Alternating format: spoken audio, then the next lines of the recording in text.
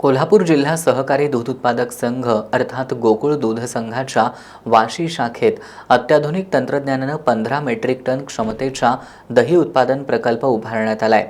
आज नामदार हसन मुश्रीफ आणि आमदार सतेज पाटील यांच्या प्रमुख उपस्थितीत या प्रकल्पाचं उद्घाटन करण्यात आलं।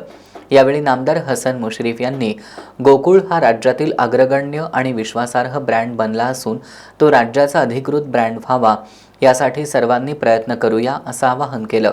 काँग्रेसचे विधान परिषदेतील गटनेते आमदार सतेज पाटील यांनी गोकुळ हा ब्रँड टिकणं, त्याचा देशपातळीवर विस्तार होणं हे शेतकऱ्यांच्या उज्ज्वल भविष्यासाठी गरजेचं असल्याचं सांगितलं।